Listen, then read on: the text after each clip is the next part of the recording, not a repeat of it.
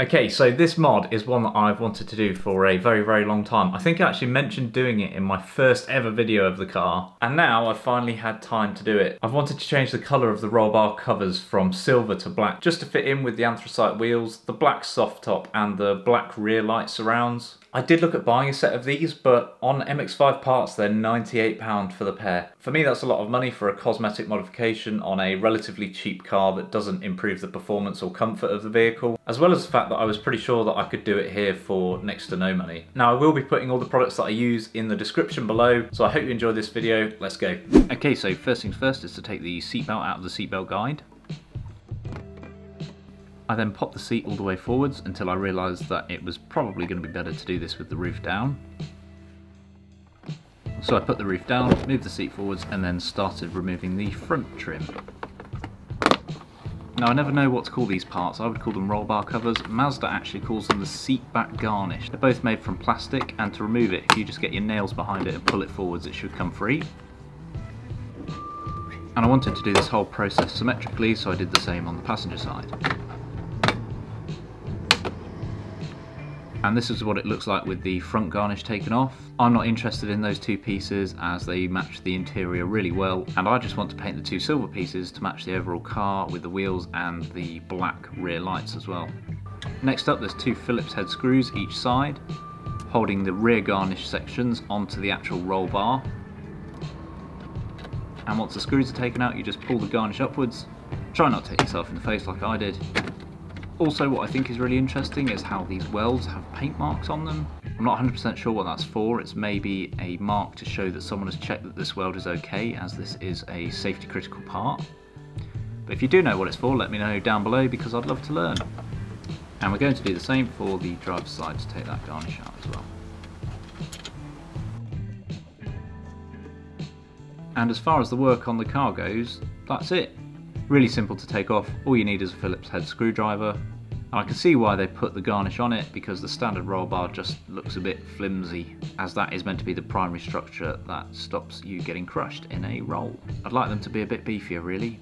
And so that's what we're left with, two front garnish and two rear garnish. And if you're really interested like me, I wanted to know how much these weighed, as I know there's quite a few weight weenies in the MX-5 world. So in total the four pieces weighed 564 grams, with the unpainted front garnish at 200 grams, meaning that the two rear painted garnishes are 364 grams. I think these injection molded parts are actually really nicely designed. Here's the front one, you can see all the ribs in it, as well as they put foam in there to stop the plastic rattling against the roll bar. Here's a closer look at the lower snap fixings holding it into the lower garnish. And here's what the screws were biting into. They're captive U or spire fasteners, and these are a really common cheap solution to hold together car interiors. Here we can see that the front garnish is made from polypropylene and that there are two snap fit fasteners and one guide on each side. Now the painted surface on mine was actually covered with glue and had quite a few scratches on it from when I put a sticker on this section of the car in my Christmas special video, and then tried to get it off by scratching it and pretty much failed miserably. So the first thing for me to do with these was to clean them up, as I didn't want this glue clogging up my sandpaper. I gave both the painted garnishes a good clean.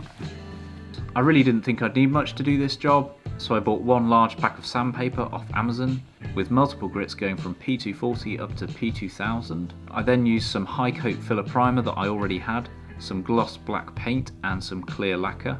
And I know that there are lots of different methods that you can use to paint plastic, including some adhesion promoter and different kinds of primer, but I already had the filler primer in my toolbox. So I thought, why buy another primer?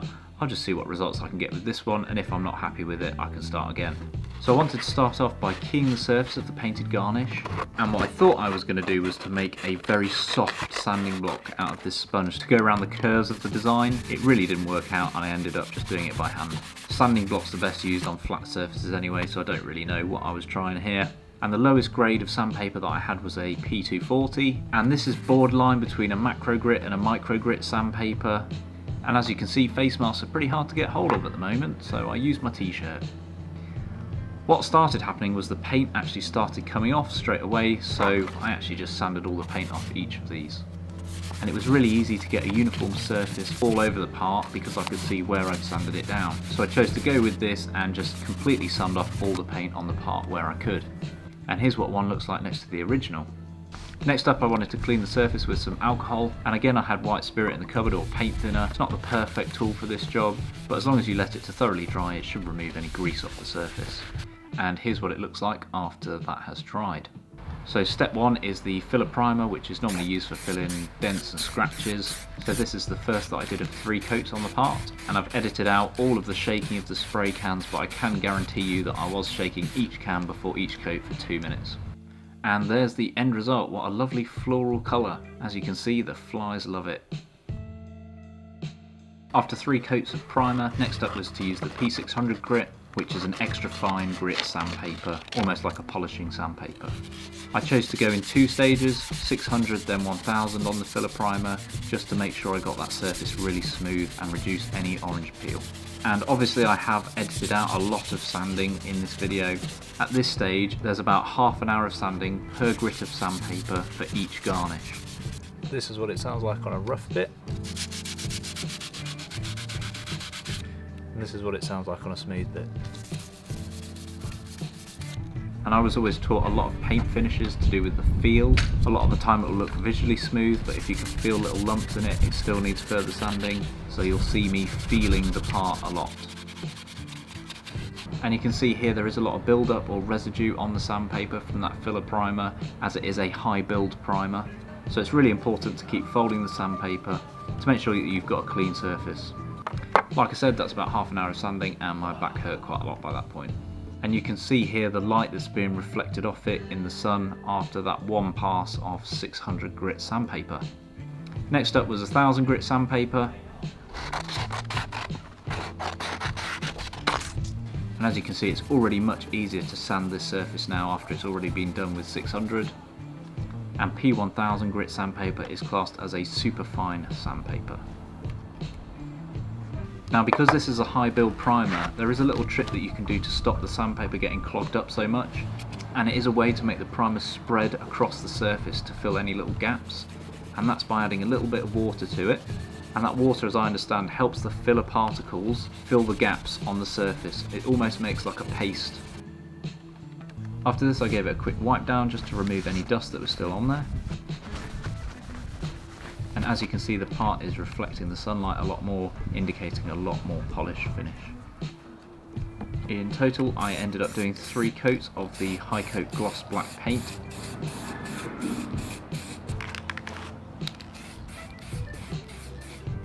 At this point I was feeling pretty good. I was leaving it to dry for 10 to 15 minutes as high coat recommend, but as you can see I do not have a spray booth and the weather had other ideas.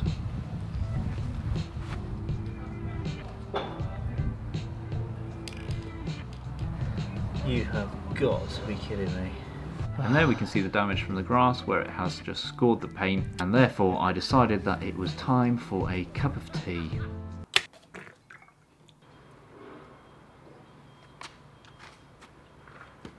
All I did to fix the problem was to sand the grooves out that the grass had made in the paint with the 1000 grit, wipe away any dust and then paint over them. Gonna take this one inside to dry. And that's probably why this process takes so long, just because of the drying times in between the coats. And there we have it, the painted finish after 3 coats of black gloss.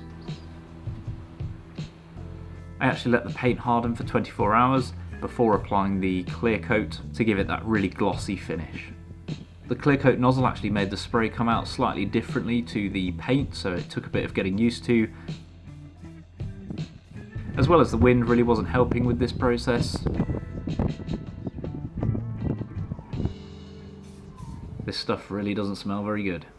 Right, that'll do for first layer of clear coat. There's a little bit of fluff just there which just landed on it, which is annoying. Wish I had a spray booth.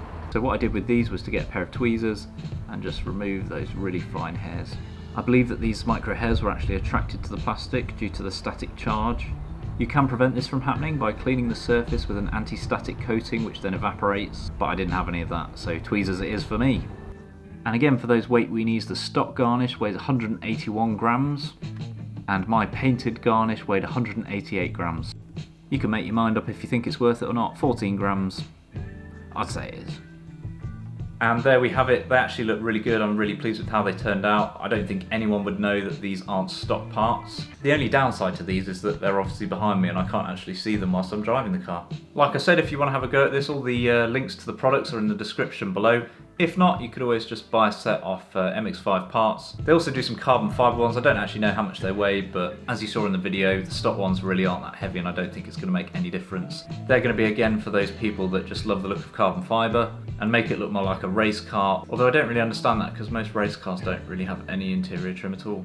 Hope you enjoyed the video. Thank you very much for watching. Make sure you subscribe, leave me a comment below, and I hope to see you soon. Cheers!